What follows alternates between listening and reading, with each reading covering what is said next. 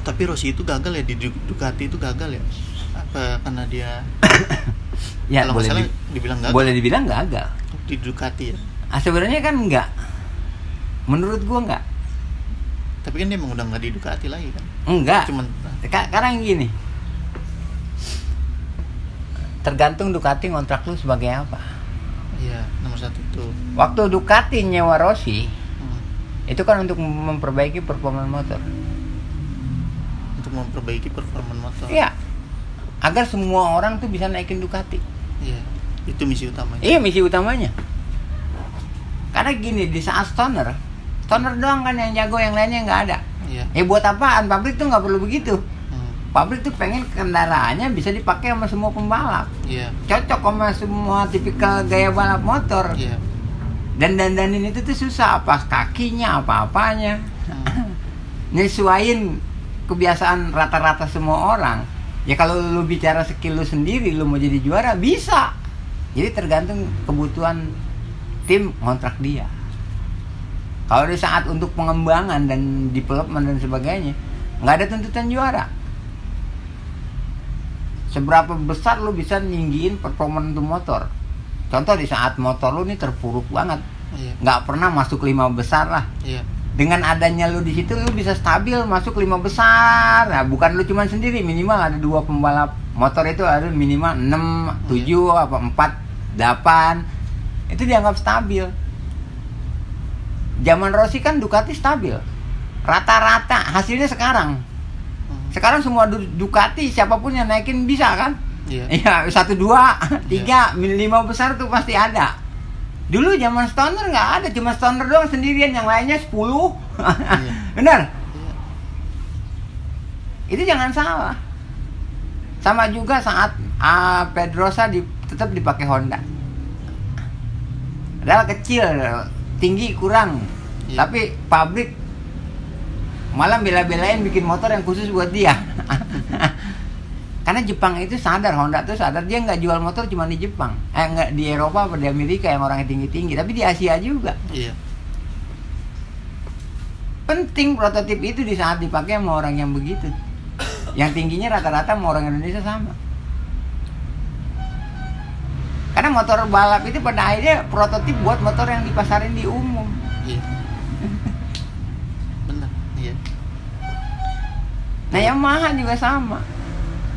Yamaha itu kan pada akhirnya gimana caranya ngedongkrak tim satelitnya dia agar sama pabrikan nggak terlalu jauh. Iya. Ya pada akhirnya kan satelitnya yang naik. Benar? Iya. Sama. Kalau Honda tuh butuh banyak sebenarnya. Dia butuh gelar dan sebagainya. Tapi pada hakikatnya lebih kepada pengembangan. Karena dia lebih kepada gini, pembalap utama lebih dibebanin kepada seperempat terbarukan dari kendaraan. Pembalap pelapis kadang-kadang masih pakai motor tahun kemarin. Iya. Mungkin sesi kedua setengah putaran, sesi keduanya baru dapat motor yang sama. Tapi meskipun nggak pure semuanya, hanya mungkin beberapa itemnya saja. Karena itu penting. Jadi di saat pertama dia pakai ini langsung performnya bagus, udah. Kalau enggak kan perbaikan, targetnya bisa mundur tahun depan nggak apa-apa. Karena tahun depan dia udah nggak fokus ngembangin tuh motor lagi. Udah nggak banyak lah yang didandanin, udah tinggal pakai. Jadi di saat motor baru itu banyak kendalanya, diharapkan dari pembalap utama itu bisa. Meskipun mereka punya pembalap yang buat ngetes dari motor baru tuh kan ada yang bagian ngetes, itu pembalap juga yang ngetes. Tapi itu kan motor yang belum dipakai di sirkuit, belum dipakai balap gitu. Jadi secara motor ini wah udah bagus, performanya kuat, tinggal dipakai di balapnya bagaimana kan gitu. Sampai kayak KTM, kenapa KTM ngotot nyewa Pedrosa? Kenapa tuh bang? Padahal udah tua. Iya. Ya karena itu tadi, gimana caranya KTM itu bisa manuver di tikungannya stabil kayak Honda. Pedrosa di Honda lama dan itu dipakai. Buktinya sekarang kan KTM udah hebat-hebat juga kan, motornya enak kan, ya sama kayak gitu. Jadi tergantung sebenarnya kebutuhannya dia dikontrak sama pabrik tuh seperti apa? Seperti apa, untuk jadi juara apa bukan.